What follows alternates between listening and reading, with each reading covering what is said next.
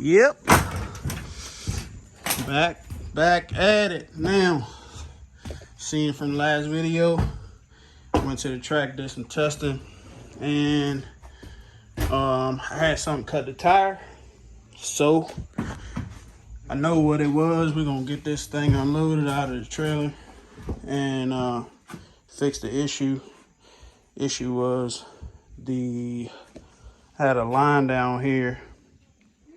Most of you know I had my radiator over here for a long time, and I moved it, put it in the back of the car, but I was having issues trying to get that thing bled. So last minute, put it back to the front of the car. Before I went to the track, honestly, I really didn't have it secured like I was supposed to. And when I got to the track, the bumper wouldn't go on, so I kind of bent the whole thing. Well, hindsight is 20/20. Luckily enough, nothing major happened, crash or anything like that. But it did cut the tire, so we're gonna get this thing unloaded, fix that situation, and get it back in the trailer, loaded up for FL2K. So I'm gonna get it out of here, get it in the garage, see what I can come up with. I may just try to measure and see, which I doubt. Might try to put a radiator in stock location. Have to move some other stuff around, like the coolant overflow can is down there. I can move that, that's no big deal. We're gonna see what we can figure out. Try to get this thing locked and loaded back in the trailer in the next day or two, because next week be on vacation. So yeah, let's get to it.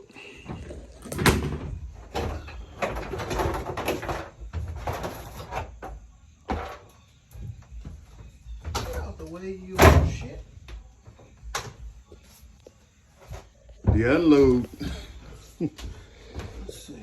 Yeah. You got chalk on that side, one on the other side. Just on this side.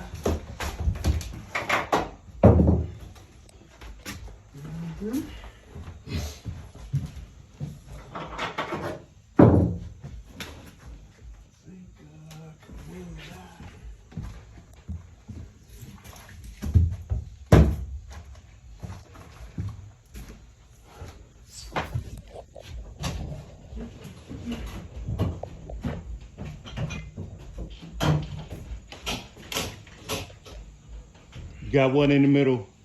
You got one behind your left front tire. You can pull it. See it? Rear, in the rear. Oh. There you go.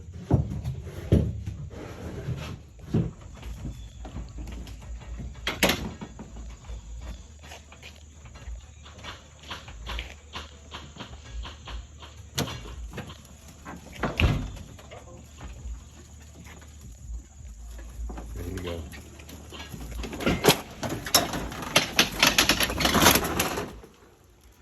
Whoa, training.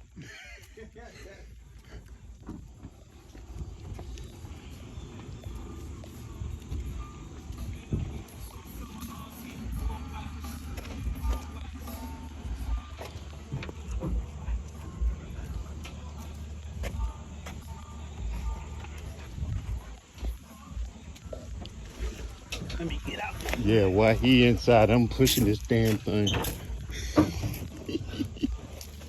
Ready?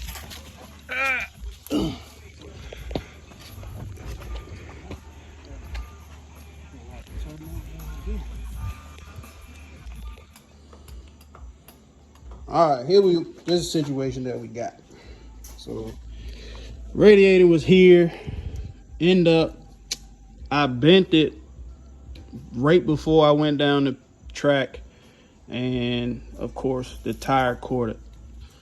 Luckily, like I said, nothing bad happened other than it just jacking up the hose. It didn't even bust the line or anything. So now I'm just gonna get this whole situation redone, try to put it somewhere else, maybe put it in stock location, but that's what we're trying to get figured out right now. So I'm gonna get this off, See if I got enough room to put it over there. If not, I gotta come up with another solution. All right, did a little shopping today. Went and hollered at Carlos at X Performance. Got some plugs, got some fuel, got a new radiator and fan setup. We gonna see if we can make it fit in stock location, which I don't think so without a bunch of modifications. So we gonna see what we can come up with. So I guess that's really where we at. So I don't have to try to reuse that one. We're gonna see if we can get this one in. It's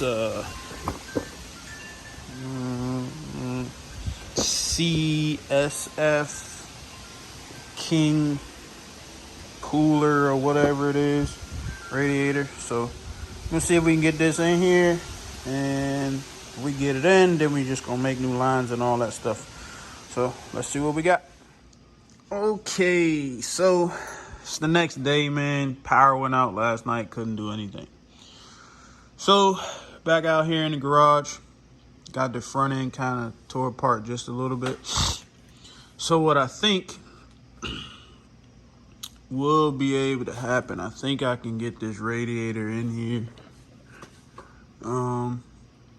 As you can see right now, I might have to remove this, cut this off to see if I can set it down in there straight. I already had to remove this weight. I'll try to figure that out, putting that back after I get the radiator mounted in there. But right now, looks like if I remove this, just cut it off and just put that back on another spot, I can probably get it to sit in there flush or straight anyway, level. If I get that in there, I may have to cut this off and just weld it flat because I think it's gonna hit there. But I don't know. Let's see. Let's get this cut off and see what we got. All right, well, after multiple orientations with this daggone radiator, I just came up with just putting it in there sideways. I had it in there the other way. I'll put pictures in.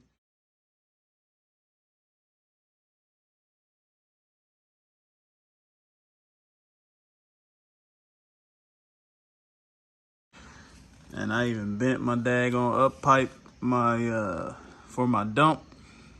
And then I couldn't fit the daggone fan on the radiator. And I was gonna need some more fittings, which wasn't a big deal, but I mean, this'll work. It ain't like I'm, driving a car around on the street. The only thing now, since I removed this weight, this is 40 pounds. I'm gonna need to figure out where to put it. Actually, this is 10 pounds. So I only had one of these plates here before. So when I removed this 40, I said, hey, well, I can put 10 here. If I can find some way I can put 30 back, I'll be able to do it. But I think once I get the car up in the air, I can probably just hang this kind of where it was, which is where the radiator's sitting at right now, across here. It was just sitting on top of this plate. But I think I can actually bolt it back where it was and just hang it off the back side of the plate. But I'll get the car in the air, try to figure that out. But the radiator's in there, cooling system's bled. I just gotta put the overflow box back and put the intercooler and stuff back on there, and should be good to go. We'll see. Well, here we are, another day. It's not complete again. Jeez, it's always something. But anyway, I had to pull the intercooler and stuff back off to get my overflow can and my EGT sensor mounted. That's all mounted back to the weight plate. I didn't even try to get that weight put back on there. I ain't even gonna stress it, man. Looks like I'm gonna have to realign, recorner the car and realign the car. I actually didn't even want to touch it, but I did just notice that the alignment is off. Visually, I seen that it was off. The camber on the passenger side wheel is way off from where it was, and I need a new coupler. This coupler is torn.